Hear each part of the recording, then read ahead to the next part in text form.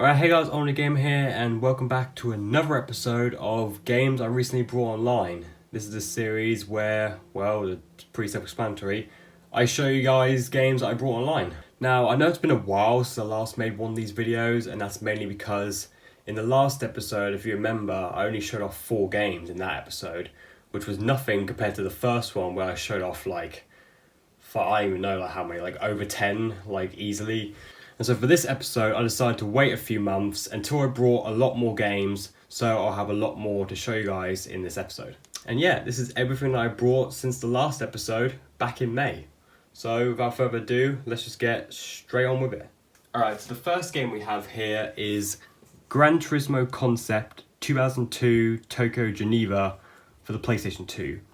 Now this was £2.89, and I brought this a while ago actually. I brought this back at the end of May, I want to say around the 26th I think. And yeah, I brought this mainly because it was one of the few GT games for the PS2 I didn't own. And I think now, pretty much the only one I'm missing now is GT4 Prologue. I know there is another Gran Turismo Concept game that I believe only came out in Japan. But in terms of the PAL GT games for PS2, I think GT4 Prologue is the only one I'm missing now. But yeah.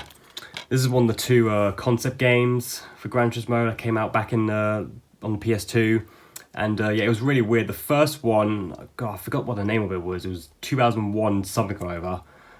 That one only came out in Japan, I believe. And then this one was only released in Japan and Europe. Yeah, for some reason, America never got these concept games for GT for some reason.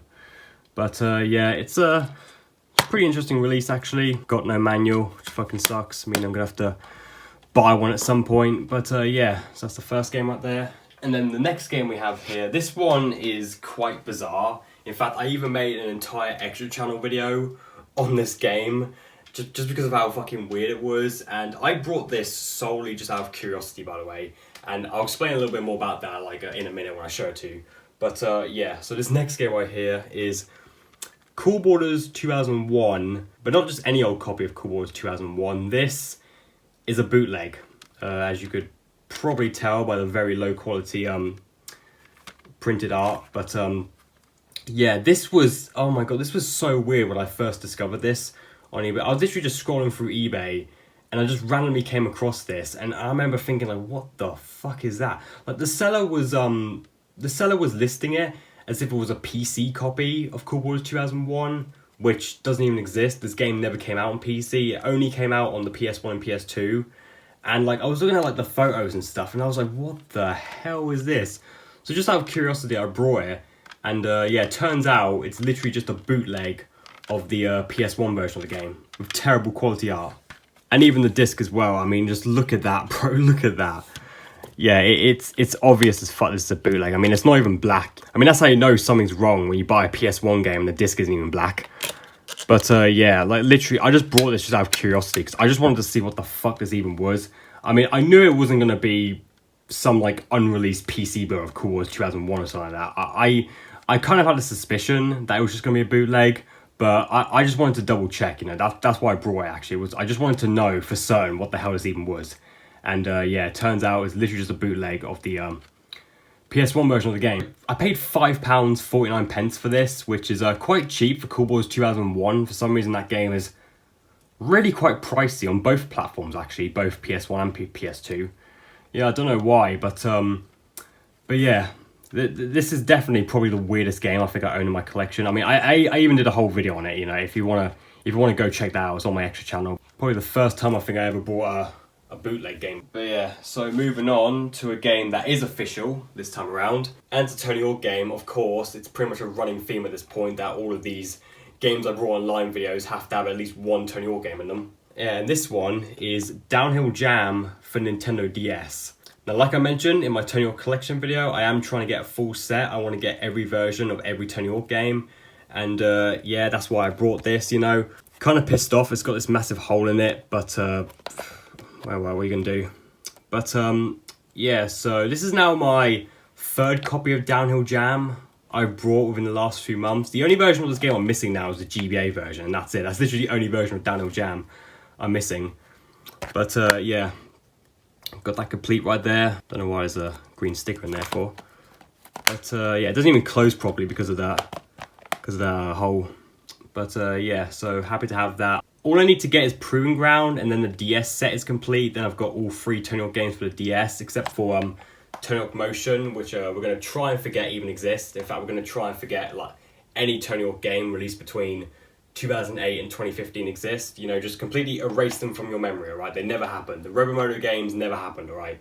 Completely erase them from your mind. The only Tony Hawk games that exist is Pro Skater 1 through Proving Ground and Pro Skater 1 2. And Downhill Jam, and that's it, right?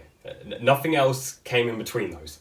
Alright, so next up we have a disc-only copy of a game, which usually I never buy these, you know, I always make sure that what I'm buying at least has a case. But I made a special exception for this game because I got an insane deal on this. Like, honestly, this is honestly probably one of the best deals I think I've ever gotten in my life. Like, you would not believe how much of a deal I got on this game.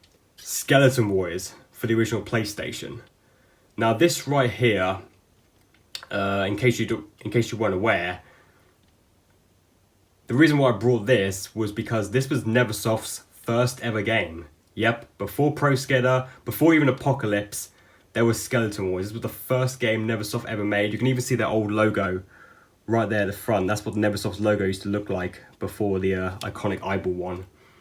But yeah, in 1996 this came out. You know, it was on the Sega Saturn as well. It was based off a short-lived anime TV series, which only had like 1 season, I think, in the 90s. Really expensive game this is, like really, really expensive on both platforms. You know, this game is usually like 40 to 50 quid, complete in box. And even like beat up copies are really expensive. Like I saw a copy of this, which had no cover art. It had the case, but no cover art. A massive chunk of plastic was broken off, and the guy wanted like 36 quid for it.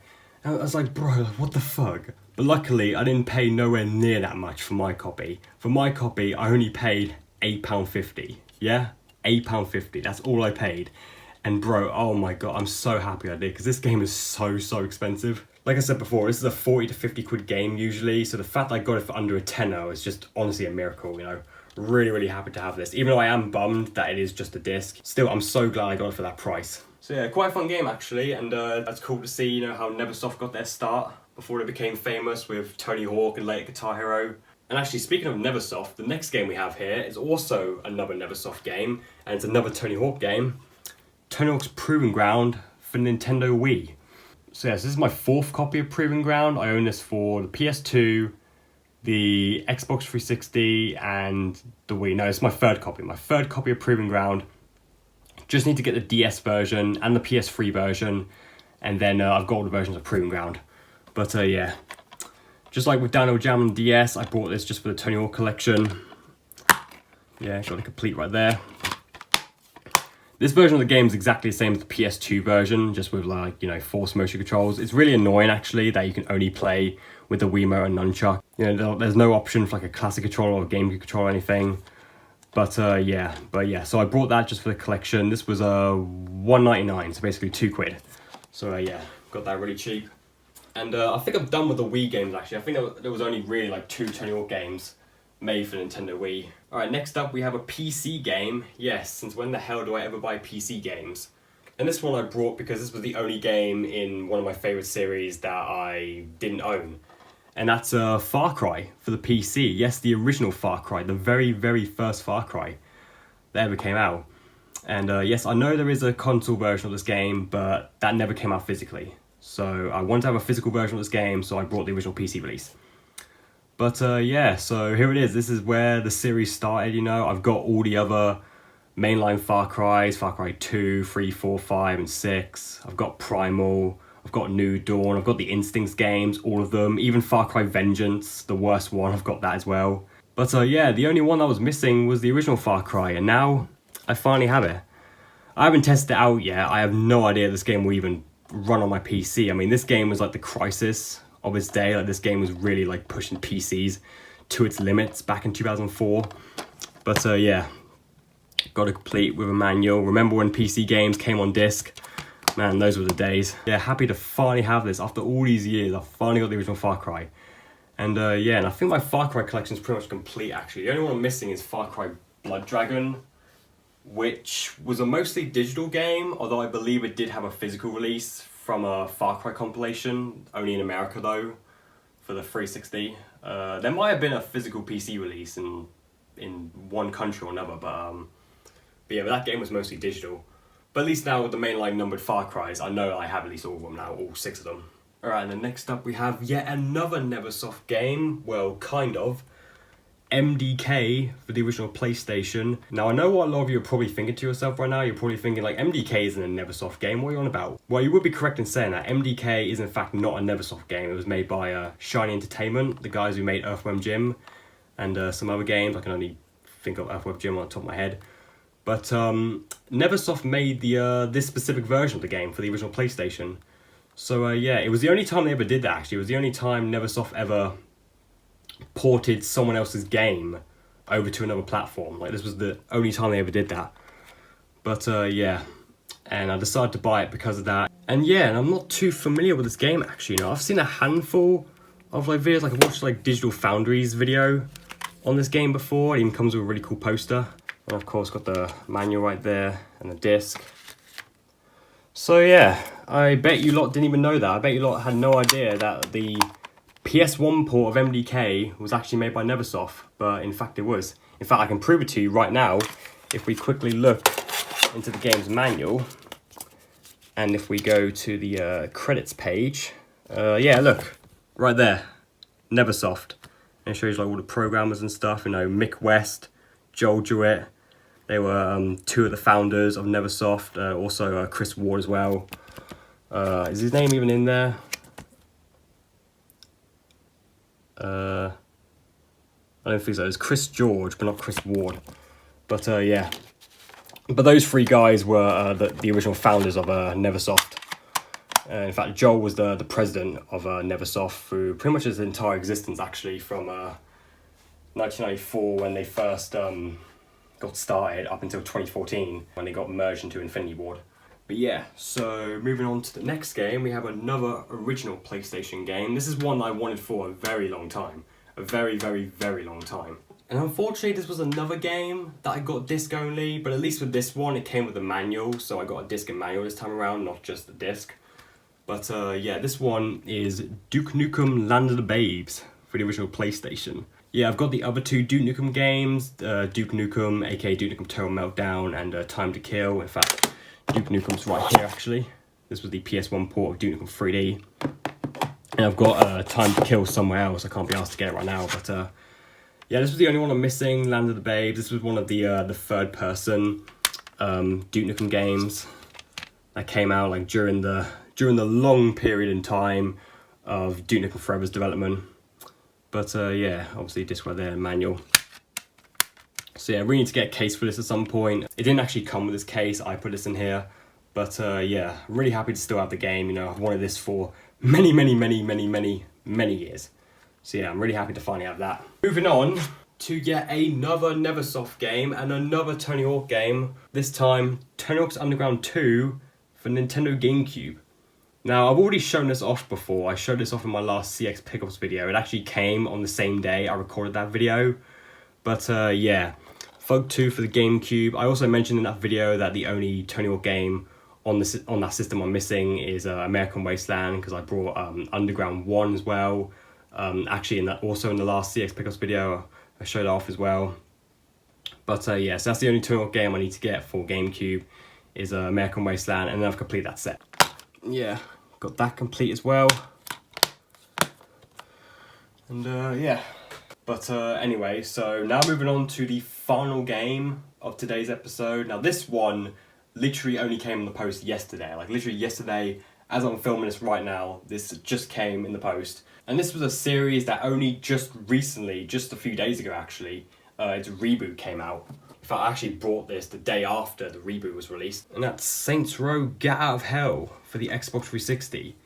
This game I've wanted for a very, very long time because it was the only Saints Row on that system I didn't own. I had all the others, Saints Row 1, 2, 3, and 4 for the 360 for such a long time, but Get Out of Hell was the only one I was missing. And I know this was released on PS4, but the thing is it only came out physically on the 360 and PS3. It never got a physical release on PS4 and Xbox One for some reason. Although it was bundled with Saints Row 4 Re-Elected on PS4 and Xbox One physically, but that was only as a download code. If you wanted Get Out of Hell separately on a physical disc, your only option was the 360 or the PS3. So yeah, I literally brought this only a day after the reboot came out, which I don't even know if I'm going to get, if I'm being honest, because the reboot, they kind of fucked it up, if I'm being honest. I mean, like, it's getting terrible reviews at the moment, and yeah, I've seen some gameplay and stuff, and I've heard what people have been saying about the game, and it just, yeah, I'm just not really impressed with it, honestly. Like, I'm just not interested, if I'm being honest. But yeah, got that complete as well. It even comes with